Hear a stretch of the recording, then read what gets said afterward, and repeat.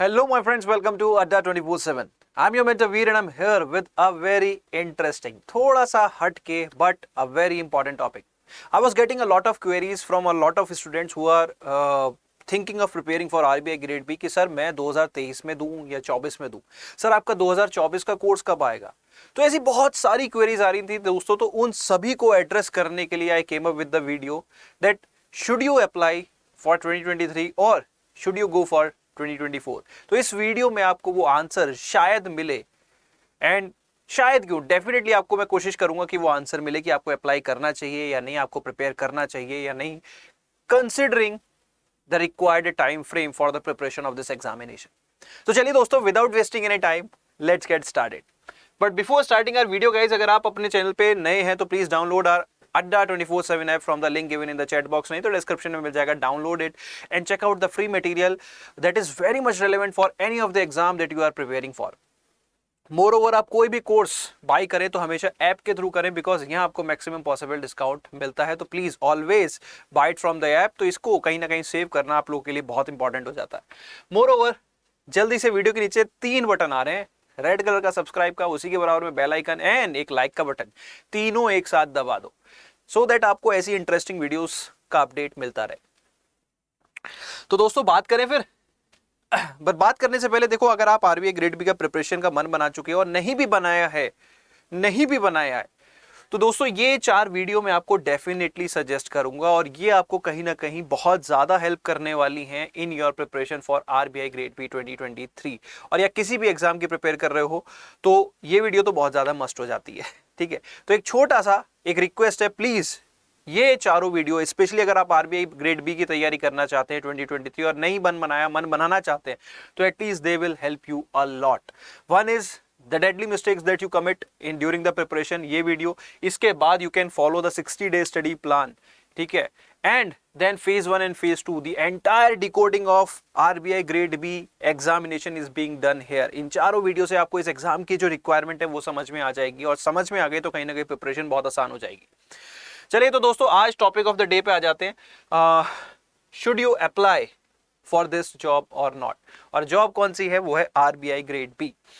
तो देखो दोस्तों, without knowing the pros and cons हम एक जजमेंट पे तो नहीं पहुंच सकते. तो let's try to analyze it on the balance. Let's discuss what are the pros and what are the cons. तो देखो दोस्तों, सबसे बड़ा, मैं पहले कॉन्स की बारे में बात करूंगा, क्योंकि कॉन्स जो है वो कहीं ना कहीं हमारे मन में पहले आते हैं. बुराइयां हमारे मन में पहले आती हैं, अच्छाइयां हमें नजर नहीं आती. हम कितने ही केपेबल हो, कहीं ना कहीं हमारे अंदर एक डाउट अपने को रिलेटेड बना रहता है, मैं थोड़ी ना कर पाऊंगा, वो तो किसी शर्मा जी, वर्मा जी, अग्रवाल जी एंड सो के बेटे बनेंगे या बेटी बनेंगी. हम अपने आप को हमेशा अंडर एस्टिमेट करते हैं. हम अपने पोटेंशियल को कभी पहचानने की कोशिश ही नहीं करते, क्योंकि हम ट्राई नहीं करना चाहते.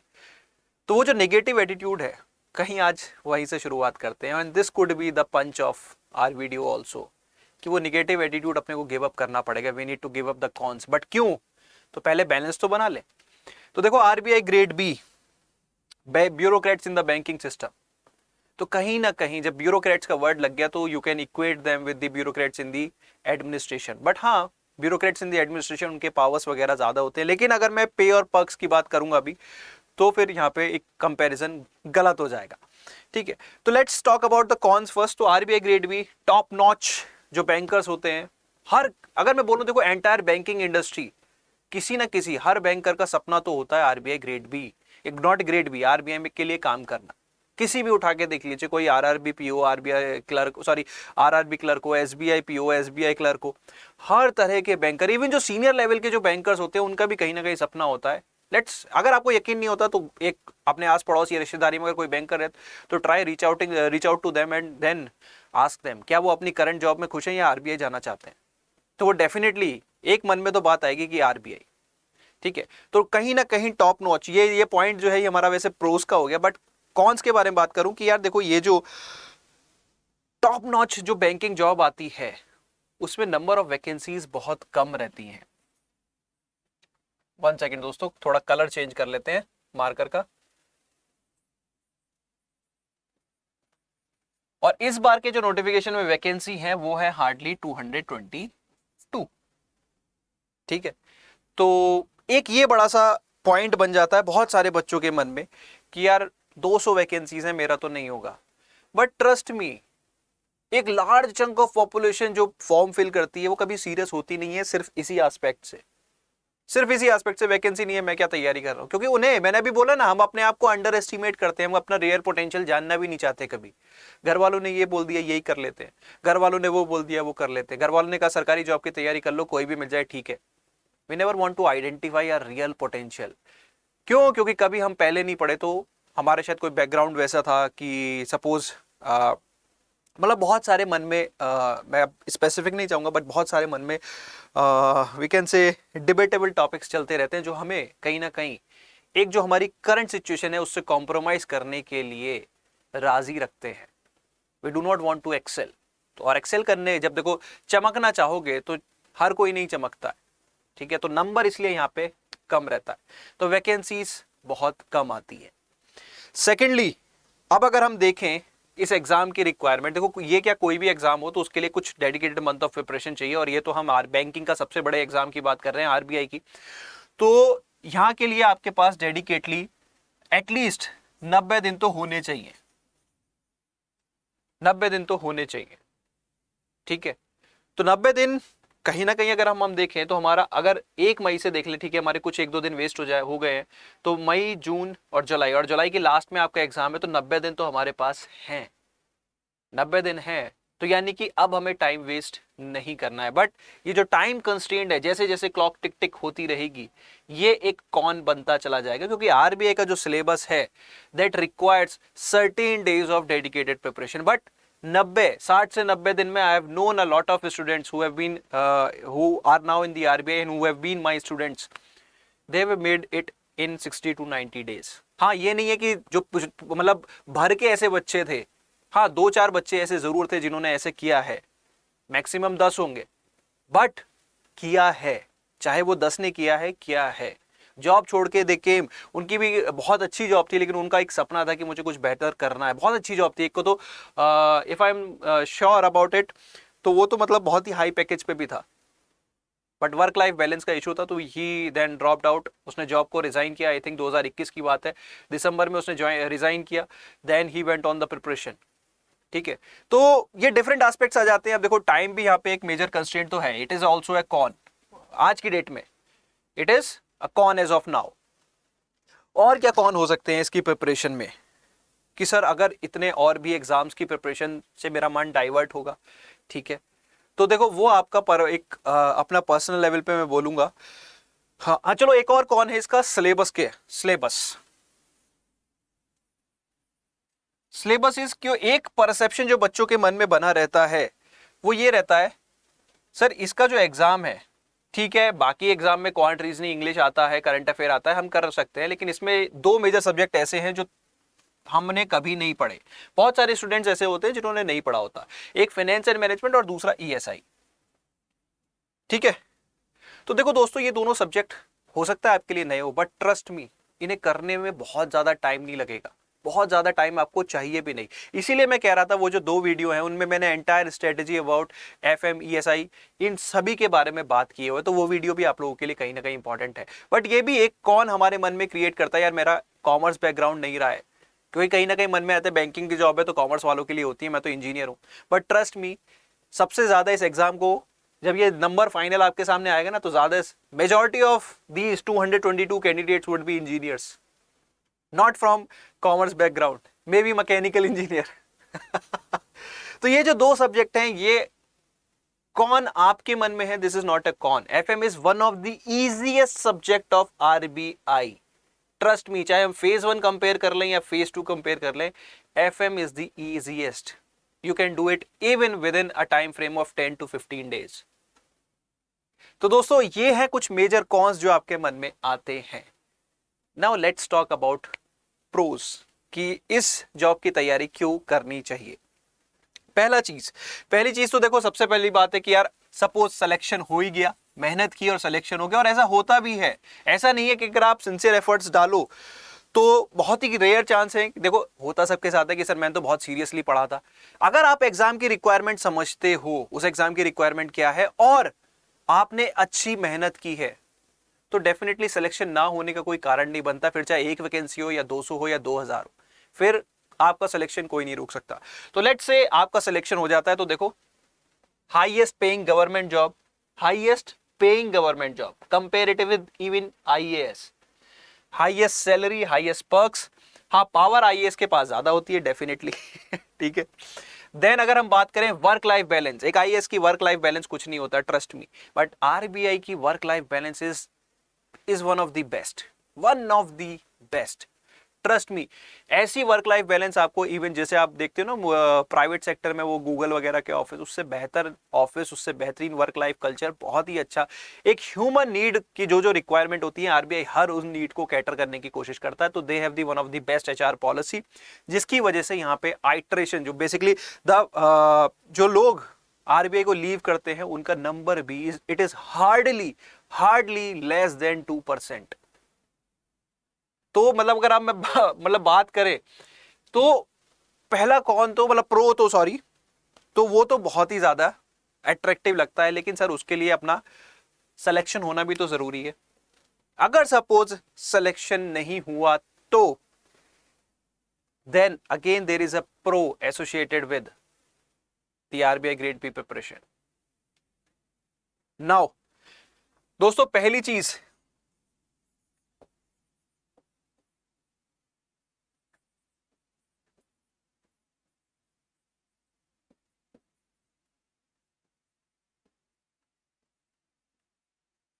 अगर आपने आरबीआई की सिंसियरली तैयारी की है अगले 90 दिन, तो डेफिनेटली अगर सिंसियर रहे हो अपने एफर्ट्स में, तो डेफिनेटली एक ना एक सरकारी बैंकिंग जॉब तो आपका वेट कर रही है। अब वो हो सकता है एसबीआई पीओ, हो सकता है आईबीपीएस पीओ, मेजरली पीओ की बात कर रहा हूं मैं, क्लर्क की नहीं, क्योंकि ये सारे एग्जाम फिर आपके लिए बहुत ज्यादा इजी हो जाएंगे, ट्रस्ट मी, अगर आपने सिंसियर एफर्ट्स डाले हैं। बस क्या करना होगा, इन एग्जाम्स को अपीयर होने से पहले थोड़ी सी इनके कुछ डेडिकेटेड मॉक्स लगाने होंगे, that would be all, and you do not require any extra preparation. है कोई कुछ खर्चा करने की जरूरत नहीं है, you are already well prepared for this examination. Current affair करो, थोड़ी सी प्रैक्टिस करो, and land a beautiful job of banking sector in your hand.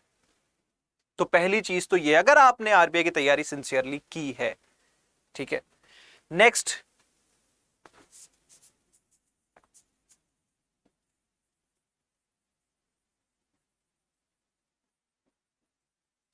अगर आप आरबीआई का syllabus end to end cover करते हो दोस्त, तो कहीं ना कहीं आपके लिए और भी रेगुलेटरी एग्जाम्स के डोर ओपन हो जाते हैं।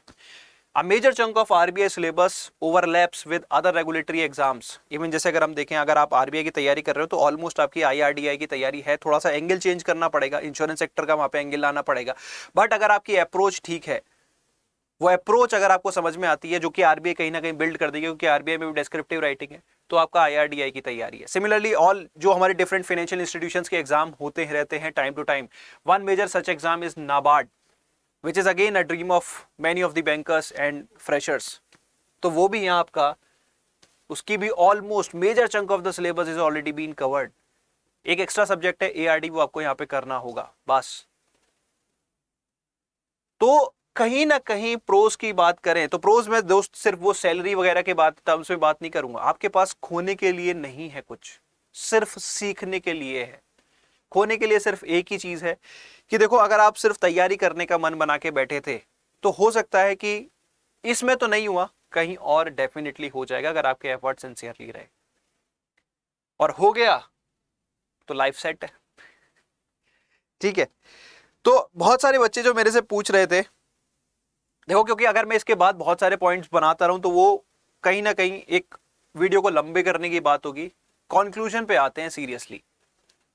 तो कंक्लूजन मेरे अकॉर्डिंग तो देखो दोस्त, यही है कि should I apply for this job, तो definitely yes, do it now, क्योंकि खोने के लिए आपके पास कुछ नहीं है।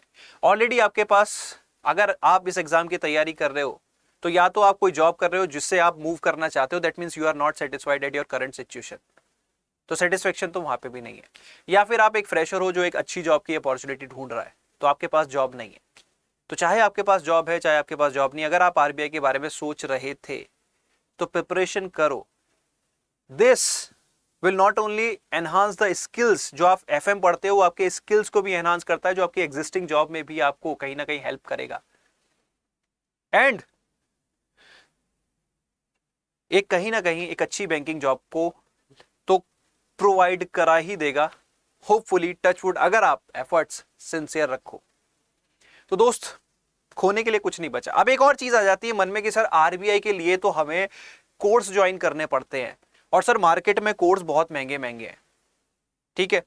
तो उस एस्पेक्ट्स पे भी बता देता हूं दोस्त, क्लियरली बोलूंगा, because I have been known for my bluntness, I am quite open and quite vocal also. तो दोस्त, यहां पे आपको आरबीआई में sincerely you do not require any of the paid material. अगर आप एग्जाम की रिक्वायरमेंट समझ गए तो you do not require any of the paid material, लेकिन उसके लिए रिक्वायरमेंट समझ में आनी चाहिए। एज ए फ्रेशर कई बार नहीं समझ में आती। तो फिर आती है प्रॉब्लम अफोर्डेबिलिटी की। तो अफोर्डेबिलिटी के रिगार्डिंग दोस्तों, यहां हमारे पास आपकी अफोर्डेबिलिटी का कंप्लीट आंसर है, कंप्लीट आंसर। आरबीआई की मार्केट में क्वालिटी एंड अफोर्डेबिलिटी दोनों पैरामीटर्स को ध्यान में रखते हुए Adda 24/7 is offering you the mission RBI grade B batch, the complete batch, the comprehensive batch, phase 1, phase 2 as well as interview we are offering at a very huge discounted price of 3000 only approximately, अगर आप code लगाएंगे Y581।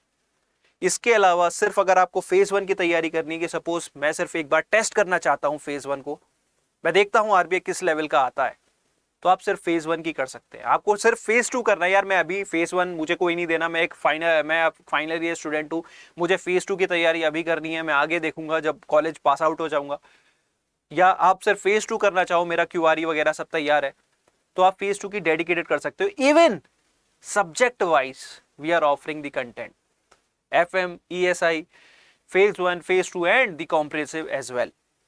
But मेरा यहाँ पे एक personal suggestion रहता है दोस्त, देना भी बनता है एज ए मेंटोर, कि आप अगर चाहें तो you can go with the regulatory का महापैक। It is again a very cost affordable solution. जैसे मैंने आपको बताया कि आप हो सकता है जस्ट इन केस नहीं होता सिलेक्शन, तो आपको शायद अदर जो अपॉर्चुनिटीज आए, नाबार्ड हुआ, अभी आईआरडीआई भी है, तो उनके फिर आपको अलग से कंटेंट नहीं लेना पड़ेगा, इसमें सभी कुछ कॉम्प्रिहेंसिवली कवर्ड होता है। तो आरबीआई हो, कोई भी रेगुलेटरी एग्जाम हो, वो रेगुलेटरी का महापैक में कवर्ड होता है। और उससे हायर आप जाना चाहें तो बैंक महापैक प्लस में जा सकते हैं, जिसमें आपके सारे ही बैंकिंग एग्जाम्स कवर्ड होते हैं। तो सभी काफी कॉस्ट अफोर्डेबल सॉल्यूशन है मार्केट में, कंपेयर कर लीजिए क्वालिटी वाइज भी एंड प्राइस वाइज भी। तो क्या करना है, कोड यूज करना है Y581 to get enrolment in this. तो दोस्तों, आई थिंक वीडियो आपको समझ में आई हो। समझ में आई है तो please do give me a like, do share it with your friends, and अगर आरबीआई या किसी भी रेगुलेटरी एग्जाम से रिलेटेड कोई भी क्वेरी रह जाती है तो you can always reach out to me. Comment section आप लोगों के लिए ओपन है, तो please do comment if you have still any other query. But अगर आप मन बना चुके हो तो दोस्तों, वो जो 4 वीडियो हैं सेल्फ प्रिपरेशन से रिलेटेड, वो बहुत ज्यादा इंपॉर्टेंट है, please do check them out. So guys, on this note, I'm your mentor V now, signing out.